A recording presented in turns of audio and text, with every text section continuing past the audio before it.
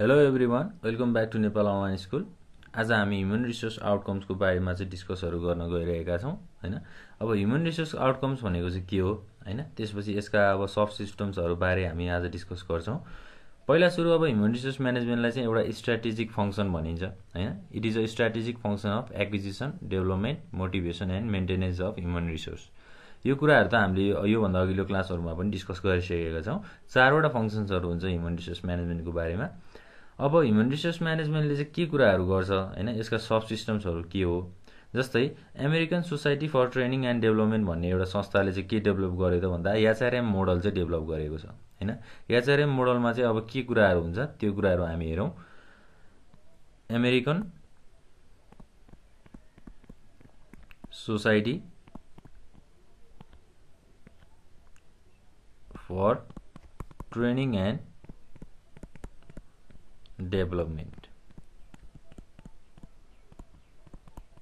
Short फर्ममा हामीले के भन्न सक्छौँ त, ASTD। It has develop the HRM model which integrates the following sub system of human resource management. Human resource म्यानेजमेन्टको सब सिस्टम्सहरूबारे हामी हेरौँ थोरै। सब सिस्टम्समा फर्स्टमा छ अर्गनाइजनल डेभलपमेन्ट, भनेको कुनै पनि संस्थाको डेभलपमेन्ट अथवा विकास हैन, संस्थाको विकास गर्ने काम। त्यसैगरी सेकेन्ड पोइन्टमा छ इन्डिभिजुअल डेभलपमेन्ट। इन्डिभिजुअल डेभलपमेन्ट भनेको चाहिँ कुनै पनि एउटा व्यक्तिको विकास हैन। व्यक्तिको विकासहरूमा के आउँछ त, उसको लिभिङ स्ट्यान्डर्डहरू बढ्ने हैन, त्यसैगरी उसको स्यालेरीहरू बढ्ने, त्यो विकासहरूलाई हामीले इन्डिभिजुअल डेभलपमेन्ट भनेर भन्छौँ। त्यसैगरी अब थर्ड नम्बरमा जाउँ। थर्ड नम्बरमा भनेको करियर डेभलपमेन्ट। करियर डेभलपमेन्ट भनेको फ्युचरमा आफूले अब आफ्नो करियरहरूलाई अथवा आफ्नो एजुकेसनलाई चाहिँ कसरी एडभान्स गर्ने हैन, आफूले कस्तो खालको आफ्नो एमहरू राख्ने, एउटा करियर डेभलपमेन्टको कुराहरू छ। त्यसैगरी फोर्थ नम्बरमा छ जब डिजाइन। जब डिजाइन भनेको अब एउटा एचआरएम भनेको ह्युमन रिसोर्स म्यानेजमेन्टले चाहिँ के गरेको हुन्छ त, जबहरू डिजाइन गरेको हुन्छ हैन। कस्तो खालको इम्प्लोइजहरूलाई अथवा उनीहरूको स्किलहरू कस्तो छ, नलेजहरू के कस्ता छन्, त्यो अनुसार चाहिँ उनीहरूलाई जबहरू लगाउने काम गरिन्छ। र यो सबै एउटा सब सिस्टम हो हैन। ह्युमन रिसोर्स म्यानेजमेन्टको चाहिँ एउटा सब सिस्टमलाई हामीले डिस्कस गरिरहेका छौँ। र अब फिफ्थ नम्बरमा हाम्रो एचआर प्लानिङ छ, ह्युमन रिसोर्स प्लानिङ। प्लानिङ भनेको एकदमै इम्पोर्टेन्ट कन्सेप्ट हो, किनभने प्लानिङ गरेर नै हामीले अरू कामहरू सुरु गर्छौँ हैन। प्लानिङ गऱ्यो भने रुल्स रेगुलेसन्सहरू बनाउनलाई हेल्प हुन्छ, अर्गनाइजेसनको एउटा गोल्स अथवा अब्जेक्टिभ्सहरू थाहा पाउनलाई त्यो कुराहरू पनि हेल्प हुन्छ। त्यसैगरी अब सिक्स नम्बरमा सेलेक्सन एन्ड स्टाफिङ हैन। अब स्टाफहरूलाई सेलेक्ट गर्ने र स्टाफहरूलाई अब कामहरू लगाउने हैन। जस्तै अब कुनै पनि संस्था अर्गनाइजेसनमा के हुन्छ त, नयाँ नयाँ इम्प्लोइजहरूले चाहिँ अब भ्याकेन्सी अनुसार उनीहरू इन्ट्री गर्न खोज्छन् हैन। उनीहरूले इन्ट्री गर्न खोजिसकेपछि उनीहरूको नलेज स्किल अनुसार चाहिँ उनीहरूलाई सेलेक्सन गर्ने, स्टाफिङ गर्ने कुराहरू भयो। त्यसैगरी अर्को छ इम्प्लोइ एसिस्टेन्स। अब इम्प्लोइ एसिस्टेन्स भनेको चाहिँ इम्प्लोइजहरूलाई एसिस्ट गर्ने हैन, उनीहरूले गरेको मिस्टेकहरूमा उनीहरूको प्रब्लमहरूलाई थाहा पाउने र उनीहरूको प्रब्लमहरू सल्भ गरिदिने। त्यसपछि उनीहरूलाई अब कुनै पनि समस्याहरू आयो भने एसिस्ट गरिदिने, हेल्प गरिदिने कामहरू भयो। त्यसैगरी अब अर्को छ हाम्रो युनियन लेबर रिलेसन्स हैन। लेबरहरूको रिलेसन र युनियनको रिलेसनको कुराहरू छ। त्यसैगरी अर्को छ कम्पेन्सेसन एन्ड बेनिफिट्स।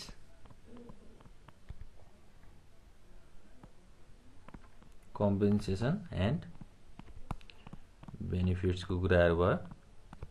र अब याक्समा चाहिँ के छ त, हाम्रो third 10th personnel research and information management हैन। पर्सनल रिसर्च भनेको कुनै पनि एउटा व्यक्तिको रिसर्च अथवा इन्फर्मेसनको म्यानेजमेन्ट गर्ने हैन, इन्फर्मेसनहरूलाई चाहिँ म्यानेज गर्ने कुराहरू। र यो सबै एउटा के हो त, हाम्रो sub systems of human resource management, HRM model, HRM model भनौँ न हैन। यो कुराहरू छ। यो कुराहरूलाई हामीले पोइन्ट वाइज बुझ्दा पनि राम्रो हुन्छ हैन। सजिलो हुन्छ। अब ह्युमन रिसोर्स म्यानेजमेन्टको बारेमा चाहिँ हाम्रो यसका आउटकम्सहरू हामीले डिस्कस गर्न खोजेका थियौँ होइन। हाम्रो टपिक के रहेको थियो त, ह्युमन रिसोर्स आउटकम्स। अब आउटकम्सहरूमा चाहिँ हाम्रो 3टा आउटकम्सहरू छ ह्युमन रिसोर्स म्यानेजमेन्टको, जुन चाहिँ हामी डिस्कस गर्छौँ। आउटकम्स अफ ह्युमन रिसोर्स म्यानेजमेन्टको यस्तै अब फर्स्टमा चाहिँ क्वालिटी अफ वर्क लाइफ, जसलाई हामीले सर्ट फर्ममा के पनि लेख्न सक्छौँ त, QWL भनेर पनि लेख्न सक्छौँ। अब क्वालिटी अफ वर्क लाइफ भनेको चाहिँ के कुरामा कन्सर्न छ भने, यो भनेको चाहिँ के हो त भन्दा the working relationship between employees and the total working environment भनेको कुनै पनि एउटा संस्थाको वर्किङ इन्भाइरोमेन्ट र इम्प्लोइजको रिलेसन होइन। इम्प्लोइहरू त्यो कुराहरूमा फिट छन् कि छैनन् होइन, त्यो अर्गनाइजेसनको इन्भाइरोमेन्टहरू उनीहरूलाई सुट गरिरहेको छ कि छैन, यस्तो कुराहरूको प्रोसेसमा कन्सर्न गर्ने कुराहरू चाहिँ हामीले क्वालिटी अफ वर्क लाइफ भनेर भन्छौँ। काम गर्दाखेरि चाहिँ अब कस्तो खालको इन्भाइरोमेन्टहरू क्रिएट भइरहेको छ त्यो कुराहरू भयो। अब क्वालिटी अफ वर्क लाइफ राम्रो भयो भने चाहिँ के हुन्छ त भन्दा it makes job more interesting होइन। काम गर्नको लागि अथवा जब चाहिँ मोर इन्ट्रेस्टिङ हुन्छ, च्यालेन्जिङ हुन्छ होइन एकदमै। अनि त्यसपछि satisfying through the development of efficient working relationships होइन। काम गर्ने शैलीलाई, काम गर्ने रिलेसनसिपहरू इफिसियन्ट भइसकेपछि के हुन्छ त, सेटिस्फाइड हुन्छन् होइन, इम्प्लोइजहरू सेटिस्फाई हुन्छन् र उनीहरूको डेभलपमेन्ट हुन्छ। डेभलपमेन्ट होइन, रिलेसनसिप डेभलप गरिसकेपछि उनीहरू सेटिस्फाइड हुन्छन्। मेन पर्पज चाहिँ यही हो। क्वालिटी अफ वर्क लाइफको मेन पर्पज भनेको चाहिँ त्यही नै हो है। ल अब क्वालिटी अफ वर्क लाइफले चाहिँ कस्तो खालको कुराहरूमा कन्सिस्ट गरिरहेको हुन्छ होइन। इट कन्सिस्ट अफ के कुराहरू कन्सिस्ट भइरहेको हुन्छ त, इट कन्सिस्ट अफ इकोनोमिक रिवार्डहरू होइन, त्यसै गरी safety, good working environment,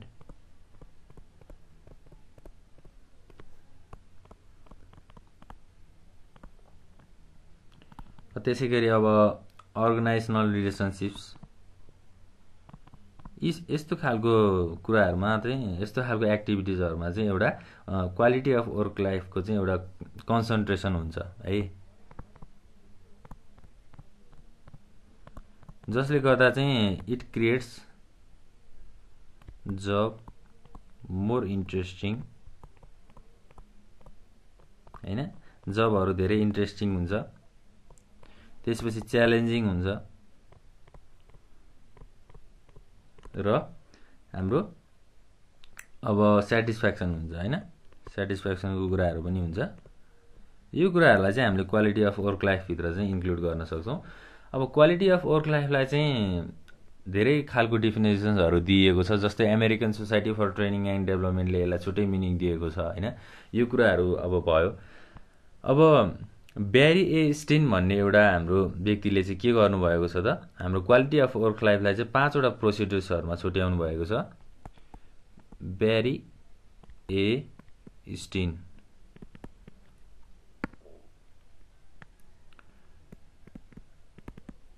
has provided following 5 procedures।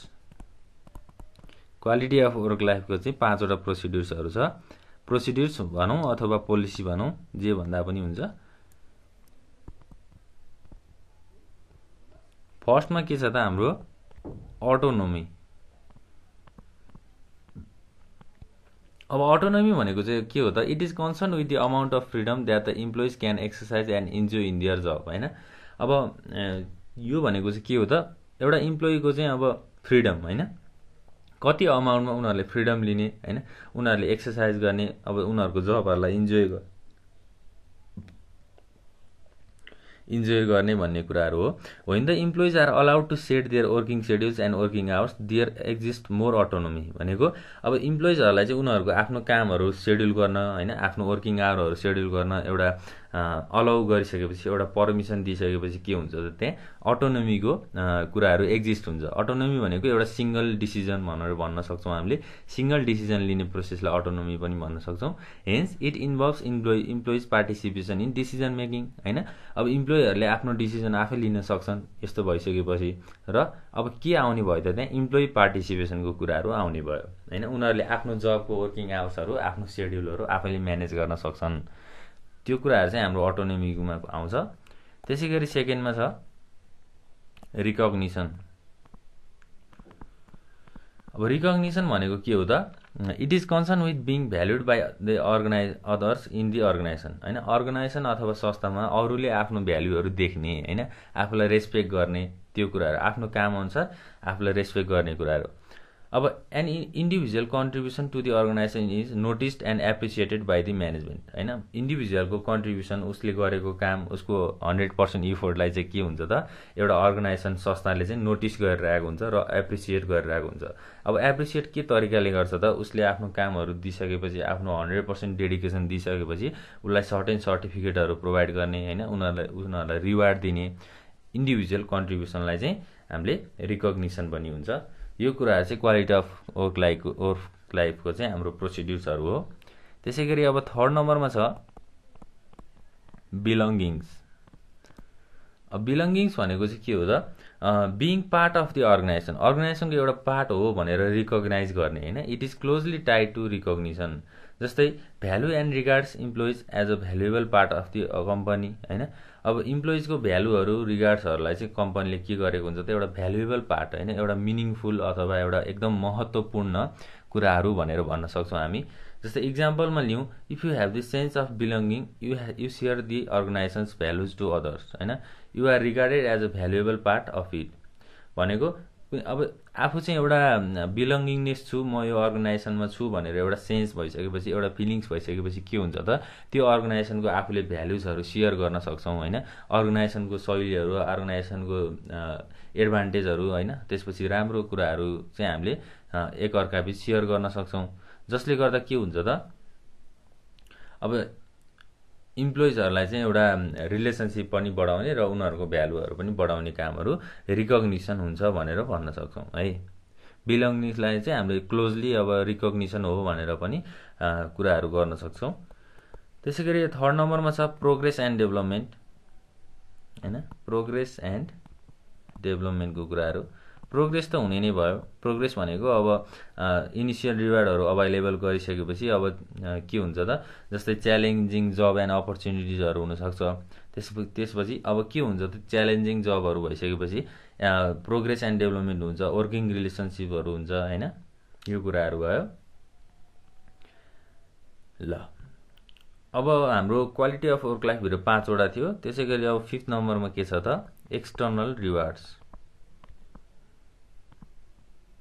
अब एक्सटर्नल रिवार्ड्स भनेको के हो त फाइनेन्सियल गेन हैन। अर्गनाइजेसनको फाइनेन्सियल गेन भनेको it is usually in the form of salary and benefits. अब इम्प्लोइजहरूले आफ्नो 100% दिइसकेपछि अब के हुन्छ त स्यालेरीहरू उनीहरूलाई दिने, उनीहरूलाई धेरै रिवार्ड दिने, बेनिफिटहरू दिने, फ्यासिलिटिजहरू प्रोभाइड गरिदिने। अब एउटा इम्प्लोइले उसको अर्गनाइजेसनमा उसले 100% डेडिकेसन अनुसार काम गरेको छ भने उसको पनि त एउटा केही राइट्स हुन्छ नि त हैन। उसलाई पनि एउटा फिलिङ्स हुन्छ मैले रिवार्डहरू पाउनुपर्छ भन्ने कुराहरू। अब रिवार्ड भनेको चाहिँ हामीले प्रमोसनहरू पनि भन्न सक्छौँ, र्याङ्क, स्ट्याटस हैन। यी सबै कुराहरू चाहिँ एउटा हाम्रो रिवार्डको रूपमा हो, एक्सटर्नल रिवार्ड। फाइनेन्सियल रिवार्डले चाहिँ अब धेरै मोटिभेट गर्ने काम पनि गर्छ। एक्सटर्नल रिवार्डको कुराहरू यति नै हो। ल क्वालिटी अफ वर्क लाइफको हाम्रो 5 वटा प्रोसिड्युरको कुराहरू पनि सकियो। त्यसैगरी अब हामी जान्छौँ सेकेन्डमा के छ त प्रोडक्टिभिटी। प्रोडक्टिभिटी भनेर हामीले के भनेका थियौँ त कुनै पनि अब आउटपुट हैन, इनपुट र आउटपुटको रिलेसनसिप्सहरूलाई नै हामीले प्रोडक्टिभिटी भन्ने हो। An efficient relationship between input and output. जस्तै the amount of work that is being produce in terms of how much and how well. भनेको कति मात्रामा आउटपुटहरू निस्किरहेको छ हैन, कसरी निस्किरहेको छ। जस्तै अब कामहरू छिटो र छरितो भइरहेको छ कि के भइरहेको छ, यो कुराहरूलाई अब मेजर गर्ने अथवा यो कुराहरू कन्सर्न गर्ने प्रोसेसलाई हामीले प्रोडक्टिभिटी भनेर भन्छौँ। अब प्रोडक्टिभिटीको पनि एउटा इम्पोर्टेन्ट फ्याक्टर्सहरू हुनसक्छ होइन। प्रोडक्टिभिटी चाहिँ कसरी गर्न सकिन्छ होइन। To achieve increase productivity all the available resources should be utilize भनेको सबै खालको रिसोर्सहरूलाई चाहिँ युटिलाइज गर्नुपर्छ एउटा राम्रो प्रोडक्सनहरू हुनको लागि अथवा प्रोडक्टिभिटीहरू इन्क्रिज गर्नको लागि होइन। जस्तै productivity is the result of workers motivation and commitment to work होइन। वर्कर्सहरूको मोटिभेसन उनीहरू इन्सपायर भएको रिजल्ट होइन। त्यसपछि उनीहरूले आफ्नो काममा गरेको डेडिकेसन अनुसार हामीले प्रोडक्टिभिटीको रिजल्टहरू चाहिँ निकाल्न सक्छौँ। प्रोडक्टिभिटीको अब इम्पोर्टेन्सहरू पनि हामी हेर्छौँ। प्रोडक्टिभिटीको डिफिनेसन चाहिँ हामीले बुझि नै हाल्यौँ होइन। Efficient relationship between input and output, त्यति बुझ्दाखेरि हुन्छ। अब इम्पोर्टेन्सहरू भन्दाखेरि हाम्रो प्रोडक्टिभिटीमा लगभग एउटा आउँछ क्यापिटल इन्भेस्टमेन्ट होइन। क्यापिटल इन्भेस्टमेन्ट भनेको अब जस्तै क्यापिटल इन्भेस्टमेन्ट गरिसकेपछि के हुन्छ त purchase of new machine and equipments which are necessary to produce the quality output. अब क्वालिटी गुड्सहरू क्वालिटी प्रोडक्टहरू उत्पादन गर्नको लागि के चाहिन्छ त नयाँ नयाँ मेसिन्सहरू चाहिन्छ, नयाँ नयाँ इक्विपमेन्ट्सहरू चाहिन्छ। त्यो कुराहरू कसरी किन्न सकिन्छ अथवा एउटा अर्गनाइजेसनमा कसरी पर्चेज गर्न सकिन्छ त भन्दा by the help of capital investment. Capital investment भनेको के हो त पैसाहरू लगानी गर्ने। अब अर्गनाइजेसनमा पैसा भएन भने नयाँ नयाँ इनोभेटिभ कुराहरू किन्न सकिन्छ सकिँदैन नि, जसले गर्दा हामीलाई प्रोडक्टिभ कुराहरू पनि उत्पादन गर्नलाई गाह्रो हुन्छ। त्यही भएर एउटा इम्पोर्टेन्ट फ्याक्टर भनेको क्यापिटल इन्भेस्टमेन्ट हो। त्यसै गरी सेकेन्ड नम्बरमा छ इनोभेसन। अब इनोभेसन भनेको चाहिँ के हो त process of generating and implementing new and innovative ideas होइन। नयाँ नयाँ आइडियाजहरू हामीले जेनेरेट गर्ने प्रोसेसलाई इनोभेसन भन्छौँ। जस्तै अब के हुन्छ त ideas should get initiative or priority in the organization. कुनै पनि लेभलको इम्प्लोइजहरूसँग नयाँ नयाँ आइडियाहरू छ भने त्यो कुराहरू चाहिँ अब प्रायोरिटी हुनुपर्छ होइन, त्यसको चाहिँ रेस्पेक्ट हुनुपर्छ। अब इनोभेटिभ आइडियाज भयो भने के हुन्छ त उनीहरूले चाहिँ चान्स पाउनुपर्छ होइन। नयाँ नयाँ कुराहरू बनाउनको लागि अथवा नयाँ नयाँ कुराहरू उनीहरूले एक्सप्रेस गर्नको लागि चान्स पनि पाउनुपर्छ। इनोभेसनको कुराहरू भयो भने पनि प्रोडक्टिभिटी इन्क्रिज हुन्छ। त्यसै गरी थर्डमा छ लर्निङको कुराहरू होइन। लर्निङ भनेको के हो त एउटा सिक्ने फेज हो नि त होइन। अब अर्गनाइजेसनको प्रोडक्टिभिटीहरू बढाउनको लागि के गर्नु पऱ्यो त रिसोर्सेसहरू युटिलाइज गर्नु पऱ्यो फुल्ली। रिसोर्सेसहरू कसरी युज गर्ने भनेर इम्प्लोइजहरूलाई ट्रेनिङ दिनु पऱ्यो होइन, उनीहरूलाई डेभलपमेन्टको कुराहरू गर्नु पऱ्यो। अब इम्प्लोइजलाई रिसोर्सेस कसरी युज गर्ने भन्ने कुराहरूको ज्ञान छैन भने के हुन्छ त उनीहरूले प्रोडक्टिभिटीहरू राम्रो निकाल्न सक्दैनन् होइन, त्यो कुराहरूलाई युटिलाइज गर्न सक्दैनन् राम्रोसँग। त्यही भएर एउटा लर्निङ फेज पनि हामीले भन्छौँ। त्यसै गरी डीमा छ मोटिभेसनको कुराहरू। अब मोटिभेसन भनेको त सधैँ हामीलाई चाहिने नै भयो होइन। मोटिभेसन भयो भने इन्सपायर हुन्छ होइन, त्यसपछि काम गर्नको लागि धेरै शक्तिहरू आउँछ होइन, धेरै इच्छाहरू जागिर हुन्छ। मोटिभेसनलाई अब हामीले एकदमै इम्पोर्टेन्ट फ्याक्टर भनेर पनि लिन सक्छौँ। मोटिभेसन भयो भने अब इम्प्लोइजहरू हाइली मोटिभेटेड भयो भने उनीहरूले कामहरू पनि धेरै गर्न सक्छन्। काम धेरै भयो भने के हुन्छ त अर्गनाइजेसनको प्रोडक्टिभिटी अवश्य नै बढ्छ। यो कुराहरू चाहिँ हाम्रो मोटिभेसनमा आउँछ। ल प्रोडक्टिभिटीको कुराहरू पनि सकियो।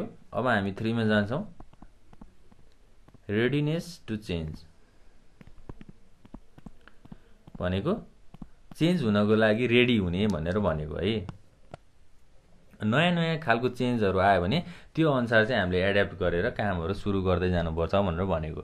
जस्तै it is concern with an ability and ready to adjust in the changing environment होइन। अब अर्गनाइजेसनको स्ट्रक्चरहरू त चेन्ज भइरहेको हुन्छ। जस्तै मोडर्न वर्ल्डमा चाहिँ अब नयाँ नयाँ खालको इनोभेसनहरू भइरहेको हुन्छ होइन, नयाँ नयाँ खालको मार्केट स्ट्रक्चरहरू हुन्छ। त्यो मार्केट स्ट्रक्चर अनुसार चाहिँ अब अर्गनाइजेसनहरू चेन्ज हुँदै जानुपर्छ, इन्भाइरोमेन्टहरू चेन्ज हुँदै जान्छ। त्यो इन्भाइरोमेन्टहरू चेन्ज हुँदै गइसकेपछि अब के हुन्छ त एउटा अर्गनाइजेसनले चाहिँ के हुनुपर्छ त अर्गनाइजेसनमा अथवा ह्युमन रिसोर्स म्यानेजमेन्टमा चाहिँ के हुनुपर्छ त एबिलिटी र रेडी टु एडजस्ट होइन, एउटा एबिलिटी चाहिँ हुनुपर्छ। जस्तै organisational structure environment is ever dynamic and complex भनेको अर्गनाइजेसनको संस्थाको वातावरण चाहिँ जहिले पनि डाइनामिक हुन्छ, चेन्जेबल हुन्छ र कम्प्लेक्स हुन्छ होइन, एकदमै गाह्रो हुन्छ। जसको थ्रुमा चाहिँ हामीसँग एउटा एबिलिटी हुनुपर्छ, नलेज हुनुपर्छ। अब चेन्जिङ इन्भाइरोमेन्टसँग हामीले त्यो कुराहरू च्यालेन्जेसहरू फेस गर्दै गयौँ होइन, च्यालेन्जेसहरूलाई पुरा गर्दै गयौँ भने के हुन्छ त अर्गनाइजेसन पनि एउटा लेभलमा चाहिँ उसले राम्रो खालको आउटपुटहरू निकाल्न सक्छ। रेडिनेस टु चेन्ज, चेन्जिङ इन्भाइरोमेन्टसँग आफूले कामहरू गर्नु पर्यो। ल अब यही कुराहरू हो हामीले बुझ्नुपर्ने हैन, लगभग आउटकम्स अफ एचआरएम को कुराहरू थियो हैन। अब हामीले आज डिस्कस गर्ने टपिक भनेको लगभग यति नै हो।